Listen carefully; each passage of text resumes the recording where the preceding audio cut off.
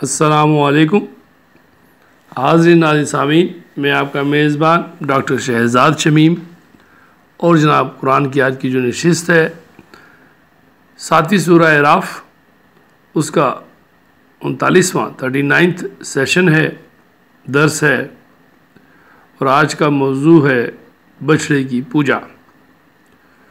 آیت نمبر 144 ہے سورہ اعراف کی، اور قرآن کی صورت ہے 7ویں یہ، اور اس کا 39واں درس۔ تو استاد محترم قرآن اسکالر انجینئر محمد طفیل شاہ صاحب سے گزارش کروں گا کہ آج اس موضوع پہ روشنی فرمائیں۔ Please sir, go ahead. بسم اللہ الرحمن الرحیم۔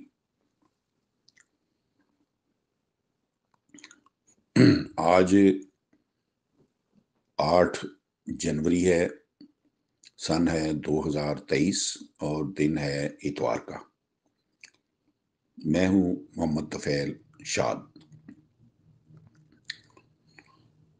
حاضرین و سامعین السلام علیکم۔ آج بھی سورہ اعراف جو کہ قرآن کریم کی 7ویں سورت ہے، اس کا تسلسل ہے اور اس کا درس ہے 39 ایپیسوڈ ہے، 39واں اس کا درس ہے۔ آج ہم سورہ اعراف کی 144 آیت سے شروع کریں گے۔ تو آج کے درس میں جو موضوع آئیں گے وہ یہ آئے گا کہ بچھڑے کی پوجا، اور آخر میں اگر ٹائم ملا تو سامری کا بائیکاٹ۔ تو ہم اپنے درس کی طرف آتے ہیں۔ اس سے پچھلے درس میں نے تجلی ربہ اس کا روایتی مفہوم پیش کیا تھا، اور کچھ آخری لمحات جو ہیں وہ میں آخری ایونٹ میں آپ کے سامنے دہرایا جاتا ہوں، تاکہ آج کا درس جو ہے نا پچھلے درس کے ساتھ اس کا ربط جو ہے وہ قائم رہے۔ حضرت موسیٰ سلام اللہ کے الفاظ تبت الیک کا مفہوم جو ہے سیاق کلام کے مطابق بالکل یہ ہے کہ میں توبہ کرتا ہوں کہ آئندہ کبھی تجھے دیکھنے کی درخواست نہ کروں گا۔ چنانچہ آپ نے ہوش میں آنے کے بعد توبہ کر لی تو ارشاد ہوا توبہ قبول ہو گئی ہے، تو ہمارے ضابطہ حیات کو مضبوط تھام لے۔ تو اس میں سورہ اعراف کی 144 آیت ہے۔ بسم اللہ الرحمن الرحیم۔ قال یا موسیٰ ان اصطفیتک علی الناس برسالتی و بکلامی فخذ ما آتیتک وکن من الشاکرین۔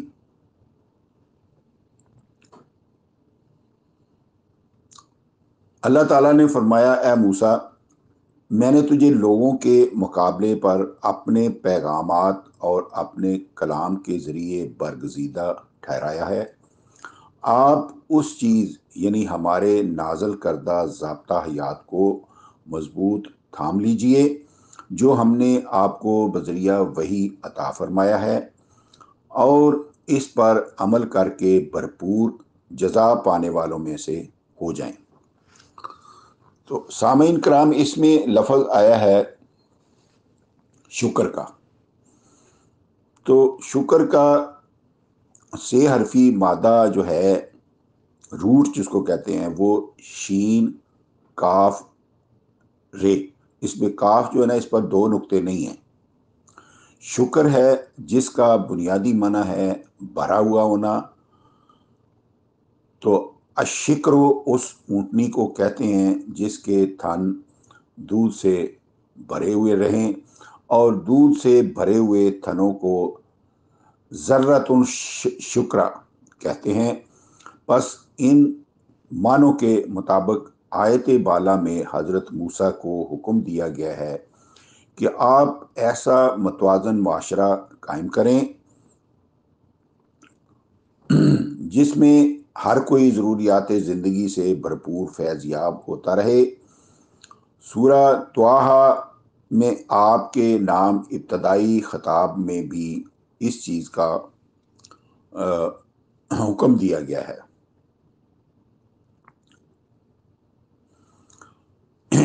اننی آن اللہ لا الہ الا انا فاعبدنی وَأَقِمِ الصَّلَاةَ لِذِكْرِي إِنَّ السَّاعَةَ آتِيَةٌ أَكَادُ أُخْفِيهَا لِتُجْزَىٰ كُلُّ نَفْسٍ بِمَا تَسْعَىٰ۔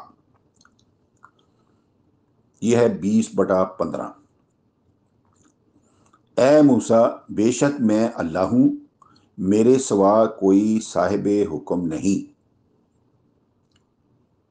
الہ کا مطلب ہے صاحب حکم، تو میرے سوا کوئی صاحب حکم نہیں، پس تو صرف میری محکومیت اختیار کرنا اور میری نصیحت کے مطابق الصلاۃ یعنی اجتماعی نظام قائم کرنا۔ بے شک وہ گھڑی ضرور آنے والی ہے جس میں نے مخفی رکھا ہے کہ اس میں ہر شخص کو اس کی محنت کی اتنی اجرت دی جائے گی جس کے لیے وہ کوشش کرتا ہے۔ سامعین کرام، واضح رہے کہ قرآنی معاشرہ میں ہر شخص سے محنت لی جاتی ہے اس کی طاقت کے مطابق، اور محنت کی اجرت یعنی اس کی جزا دی جاتی ہے اس کی ضرورت کے مطابق۔ میں اس کو پھر دہرا دیتا ہوں، قرآنی معاشرے میں ہر شخص سے محنت لی جاتی ہے اس کی طاقت کے مطابق، اور محنت کی اجرت یعنی جزا دی جاتی ہے اس کی ضرورت کے مطابق۔ جس شخص کے کندھوں پر 10 افراد کا بوجھ ہے اسے 10 افراد کی ضروریات کے مطابق اجرت ملنی ضروری ہے، کیونکہ اس کی سعی و کوشش 10 افراد کی ضروریات زندگی بہم پہنچانے کے لیے ہوتی ہے، اور یہی مفہوم ہے لِتُجْزَىٰ كُلُّ نَفْسٍ بِمَا تَسْعَىٰ کا۔ میں یہ بھی یہاں بات بتاتا جاؤں کہ یہاں آ کے نظام سرمایہ داری جو ہے وہ اس بات کا دھیان نہیں رکھتا کہ جو مزدور اس کے پاس کام کر رہا ہے یا جہاں بھی کام کر رہا ہے، وہ سمجھتے ہیں کہ یہ ایک فرد ہے اور وہ ایک فرد کی طرح اس کو دی جاتی ہے۔ اس بات کا دھیان نہیں رکھا جاتا کہ اس کی ضروریات زندگی ایک فرد کی ہے یا اس کے پیچھے اور بھی ہیں جو اس کے ڈیپینڈنٹ ہیں، جو اس کے کھانے والے ہیں۔ تو یہ ہے فرق نظام سرمایہ داری کا اور قرآنی جو معاشی نظام ہے، یہ اس کا فرق ہے۔ سلسلہ درس کی اگلی آیت مجیدہ میں بتایا گیا ہے کتاب موسیٰ دنیوی ہنگاموں سے دور وادی طور میں الواح پر لکھوائی گئی تھی، جس کا ذکر جو ہے وہ 7/145 میں آیا ہے۔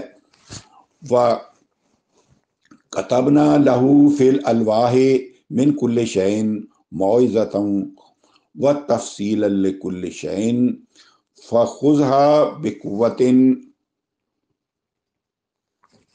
وَأْمُرْ قَوْمَكَ يَأْخُذُوا بِأَحْسَنِهَا سَأُرِيكُمْ دَارَ الْفَاسِقِينَ۔ اور ہم نے اس موسیٰ کے لیے لکڑی کی تختیوں پر لکھوائی ہر چیز نصیحت کی اور تفصیل ہر چیز کی، پھر ہم نے حکم دیا اسے مضبوطی کے ساتھ تھام لے، اور اپنی قوم کو بھی حکم دے کہ وہ اسے اچھی طرح پکڑ لیں۔ پکڑنے سے مراد اس میں درج احکام پر پوری طرح عمل کریں۔ میں ضرور تم کو ان لوگوں کا گھر یعنی برا انجام دکھا دوں گا جو حدیں پھاندنے والے ہیں۔ سامعین کرام، اس میں کچھ الفاظ وضاحت طلب ہیں، وہ میں بیان کیے دیتا ہوں۔ کتابنا سے یہ مراد نہیں کہ اللہ تعالیٰ نے کتاب موسیٰ کو خود لکھا تھا، بلکہ یہاں 70 کاتبوں سے لکھوانا مراد ہے۔ نمبر 2، الواح کا لفظ حضرت نوح کی کشتی کی تعریف میں بھی 54/13 میں آیا ہے، ذات الواحن، کہ وہ لکڑی کے تختوں سے بنائی گئی تھی۔ کتاب موسیٰ کی الواح کے متعلق یہ تصور صحیح نہیں ہے کہ وہ مٹی کی بنی ہوئی تھی، کیونکہ جب حضرت موسیٰ سے بہت دور پہلے دور نوح میں لکڑی کے تختے بنائے جا چکے تھے، تو حضرت موسیٰ کے دور میں مٹی کی غیر مضبوط تختیوں پر کتاب لکھوانے کی کیا مجبوری تھی؟ اس میں نمبر 3 پوائنٹ، یاخذو بِأَحْسَنِہَا کا یہ معنی غلط ہے کہ وہ اس کے یعنی کتاب کے اچھے حصوں پر عمل کریں۔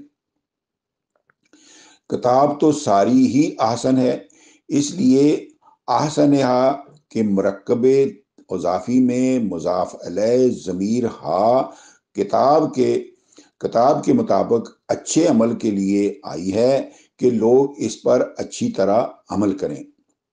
اسی چیز کی تائید جو ہے آیت مجیدہ کے یہ الفاظ کرتے ہیں، فَخُذْهَا بِقُوَّةٍ، کہ کتاب کی پوری نصاحت یعنی پوری نصیحتوں کو مضبوط پکڑ لے، پوری کتاب پر عمل کر۔ نمبر 4، اس میں پوائنٹ یہ ہے، دار الفاسقین کا معنی فاسقوں کا وہ گھر ہے جو ان کے فسق کی سزا کے طور پر انہیں میسر آنے والا ان کا برا انجام ہے۔ سامعین کرام، سلسلہ درس کی اگلی آیت مجیدہ میں بنی اسرائیل کے متعلق ارشاد ہوا ہے کہ ہم نے ان میں سے نافرمانوں کو اپنی آیتوں سے پھرا ہوا پایا تھا۔ یہ ہے 7/146۔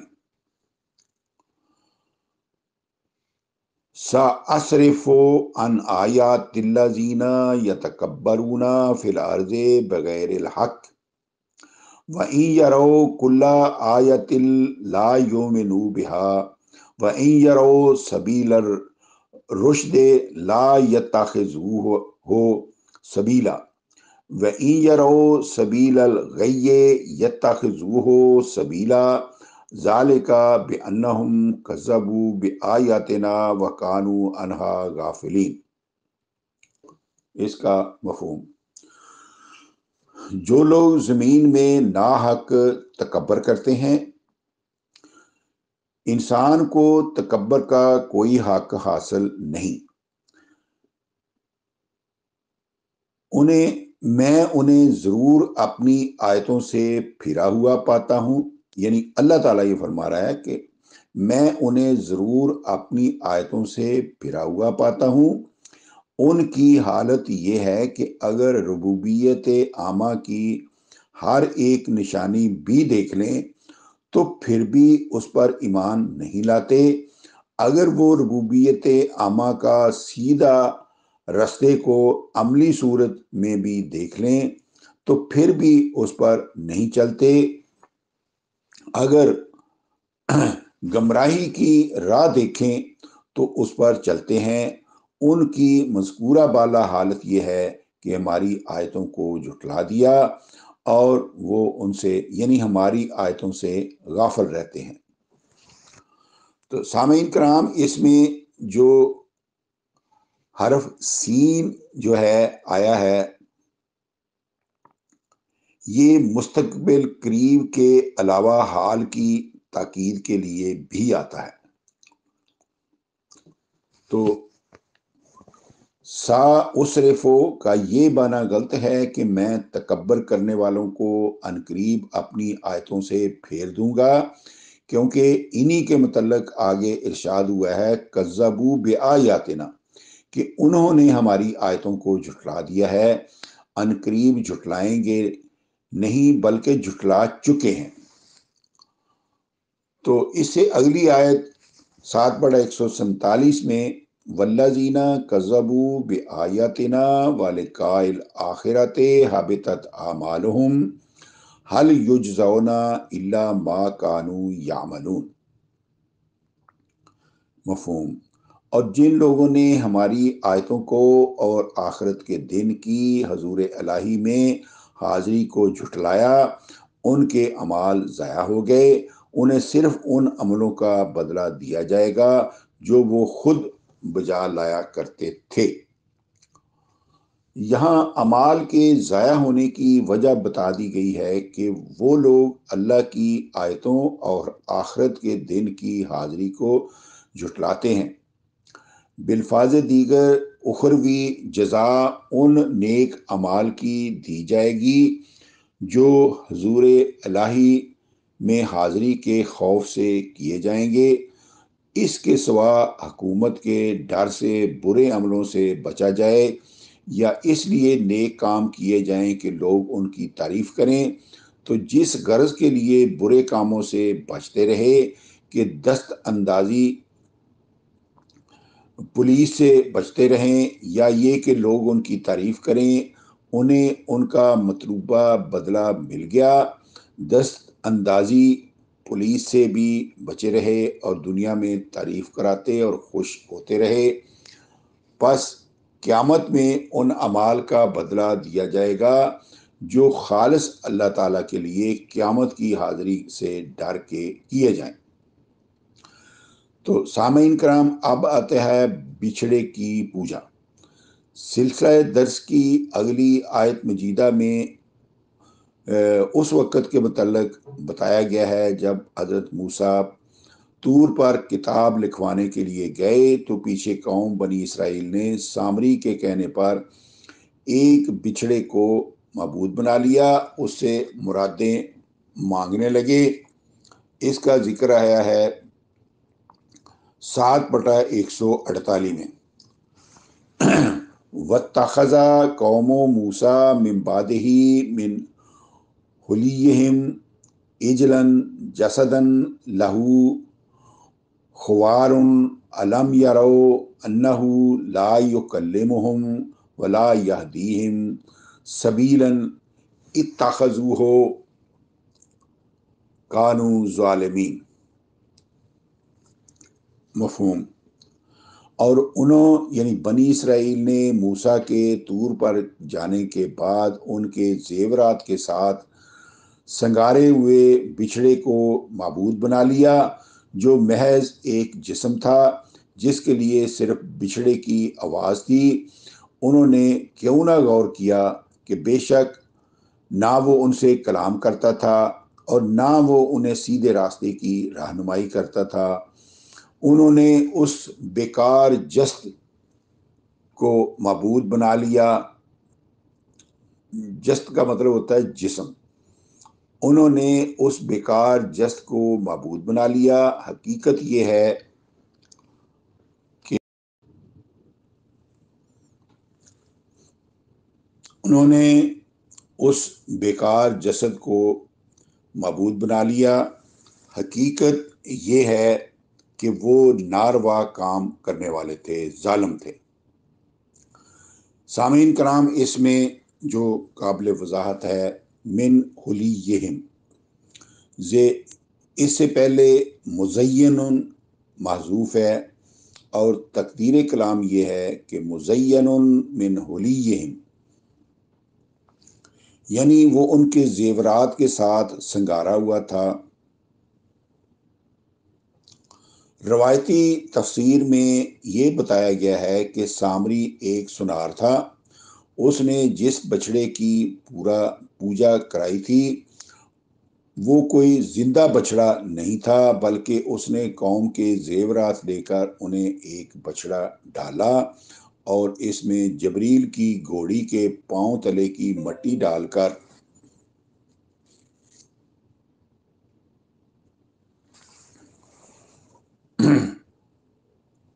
اس میں جبریل کی گھوڑی کے پاؤں تلے کی مٹی ڈال کر بچھڑے کی آواز پیدا کی۔ جس قوم میں غور و فکر کا مادہ باقی نہ رہے وہ جبریل کو پروں والی مخلوق مان کر پھر اسے گھوڑی پر سوار کرتے ہیں۔ قرآن کریم پر غور کرنے سے پتہ چلتا ہے کہ یہ ایک زرد رنگ کا بے داغ خوبصورت بچڑا تھا، جس کا ذکر جو ہے وہ 2/69 میں، جو نہ بوڑھا تھا نہ بچہ تھا۔ تو 2/69 میں اسے نہ کنویں میں جوتا جاتا تھا نہ ہلوں میں جوتا جاتا تھا، جس کا ذکر 2/71 میں آیا ہے۔